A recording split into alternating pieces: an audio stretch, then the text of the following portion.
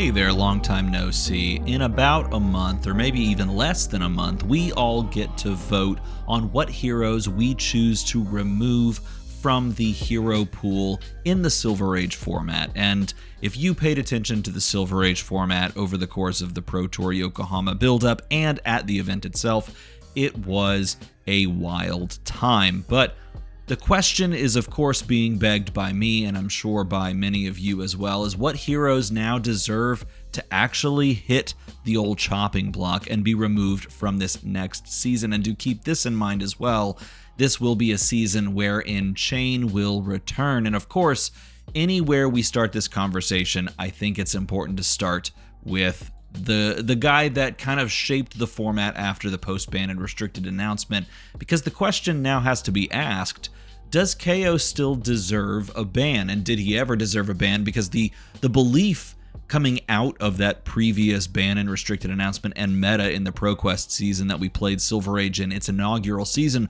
was that Kayo didn't get touched and was so incredibly pushed in comparison to everything else. But the community proved that that necessarily wasn't the case.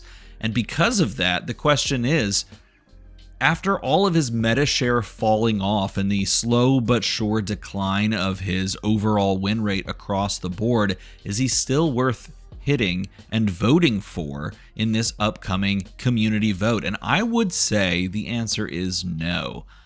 I don't think Kayo deserves to be voted off of the island, as it were, anymore, and I think that the community proved that well and truly. Now, that's not the only hero that was towards the top of the leaderboards, maybe leaving that last season, but this was certainly the one that everyone thought would be taking an arrow to the knee, just like he has an arrow to the side, and I don't necessarily know if that's going to be the case anymore.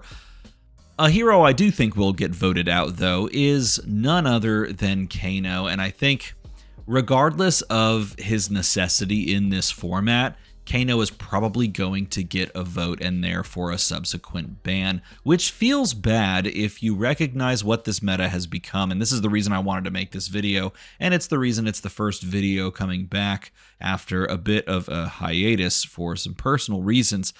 It's the idea that this format itself has become far different than it was, even just a month and a half or a month ago.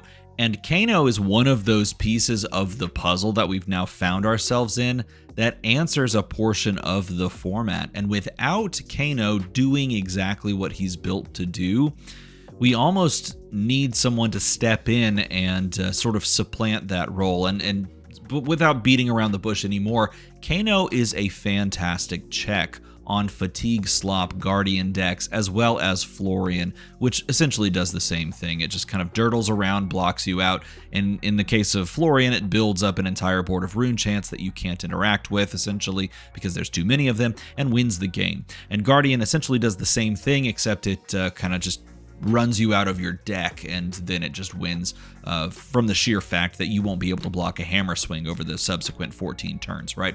So Kano says no, that those play styles are just not viable if you run into Kano. And it's not like no, that's not true. I was about to say it's not a foregone conclusion, but really a pretty good Kano does make it a foregone conclusion. You're not going to win that matchup if you're playing a block slop fatigue style, even if you're siding in those steadfasts. As long as Kano still has the ability to pitch stack and brings E-pots in the sideboard, I think feeling pretty comfortable into those matchups in general is all of the those Kano players. So I think Kano unfortunately will see a ban.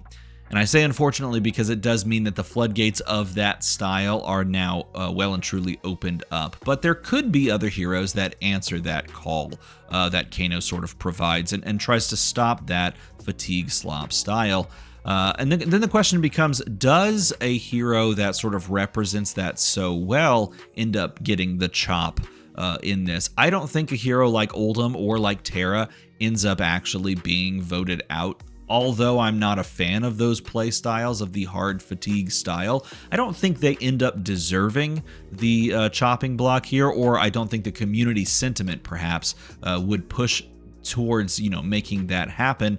And then if that's not the case, how do you answer this style, and maybe the answer does come in the form of a big overrate numbers style deck like Chain, even though apparently Chain is going to be coming back with some some nerfs and some neutering for that class pool. But the other option could also be something like a Valda that has the capacity to push this unblockable, if you will, evasive damage in the form of Dominate, and make things a lot harder if you get, kind of blocked up with a bunch of block cards or defense reactions that you have to pay for in hand from the side of Oldhim. So maybe Valda here ends up being an answer, and I'm gonna say it, and I don't think a lot of people are going to believe me, but there is another fantastic answer to Oldhim that could supplant Kano, and that's Gravy Bones. I think Gravy Bones is a fantastic answer to all of those slow dirtling decks. I've been playing this deck almost exclusively since the end of the ProQuest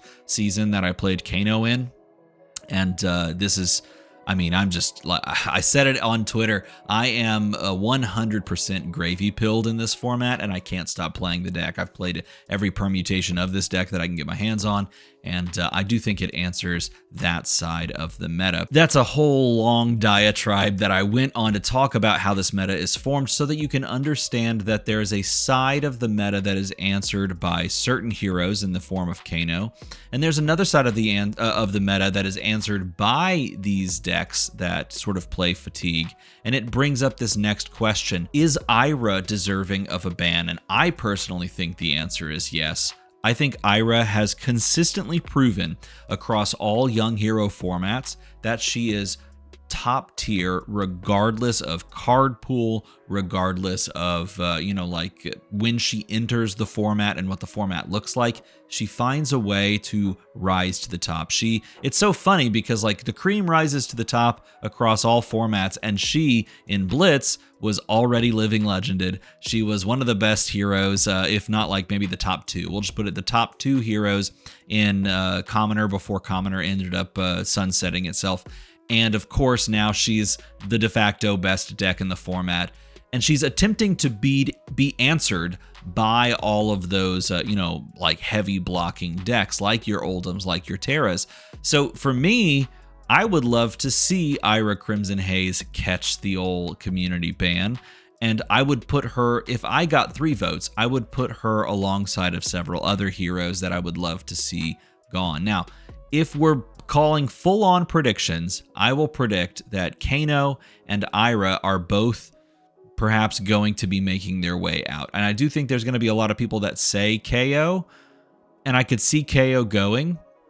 But so if we're going for 3, I think Kayo, Kano, and Ira all make sense. But I'm going to posit something a little bit wild, and you may not agree with it. And I want to hear your comments down below and let me know what you think. I think we rotate all the way back around to where we began, and we talk about Briar taking the L and making her way to the bench, because Briar is back and better than ever. This is obvious and of note and should be reflected upon. Briar is not dead. Briar can still do 4 into 4 into 4 into 4.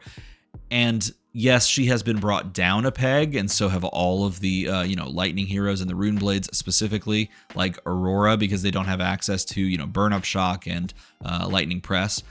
But it didn't seem to slow her down as much as all of us, myself included, thought. She is a peak hero still. I mean, Chrissy Ali a couple of weeks ago before Pro Tour, Yokohama ended up winning the entire Calling Shanghai on this Briar deck. And she continued to perform well at the Pro Tour itself. This is a hero that I think is going to continue to assert dominance for as long as she's allowed to do so, because of the wealth of options. Heck, I wrote an article about this like 2 months ago at this point, and it's over on AGE. If you want to check out the AGE website, I wrote an article about how I think Briar just deserves to take a seat. And I argued not just from Briar's power level perspective and the sheer amount of cards she has in her card pools, but also because she's a Rune Blade, and we're getting another Rune Blade back. And this is a key point that I think a lot of people maybe haven't considered. We are getting Chain back. We will have Briar as well. Aurora has been proven, or is proving, I'll say it that way because it's not like an official, thing to note, but is proving through further testing to be quite viable. So benching like Briar and having Chain to, you could pivot onto Chain, and of course you could play Aurora, is a step in the right direction while also giving you the opportunity to maybe neuter the Runeblade class and not just have Runeblade dominance. And that's what I'm really worried about. And that's why I fundamentally wanted to make this video, is because I am actively worried that we are going to have 4 different Runeblades, and heck, maybe even 5, depending on how the upcoming Omens of the Third Age set releases. We might have 5 different Runeblades that are all playable, viable, and towards the top of the meta. And if that's the case, yeah, maybe they eat each other. Maybe it's like the snake eating the tail, and they go all Ouroboros, and eventually one of them just rises to the top. But there's an active possibility where we could have a Briar and an Aurora sitting in that A tier to S tier range, a Chain doing the same thing, all being aggressive, a Vincent as a sort of a dark horse counter pick to some of these weird decks out in the meta, and then Florian just basically playing the opposite of all of them. That to me would be crazy, and I don't think it would be crazy in a good way, because I think the more a single class dominates a format, the less all of the other heroes perhaps get to participate in some way, shape, or form. And the other thing is this, and I'm just going to bring it back to here. The more I've played this format and the more I've played against these aggressive Runeblades, the more I realize we don't necessarily, across the board, have the tools to slow them down or compete. The card pool in a generic sense, or like in larger class sense, doesn't really have the ability to stop, or maybe not even stop, to just tamp down a 4 into 4 into 4 into 4 style turn, unless you're playing exactly Guardian. And I don't believe there's going to be any Guardian that gets voted out, so at least you have that to fall back on. But you're priced into either playing a Runeblade that can do that, or playing a Guardian that maybe can answer it, and then, or finding the middle ground and just playing Ira. And then if you're not one of those things, and this is a classic triangle meta, if you're not one of those things, you're just trying to attack one of the points of the triangle, or maybe, if you're lucky, 2 of the points of the triangle, and you just kind of fold to the other. Is this the worst case scenario? No, not really.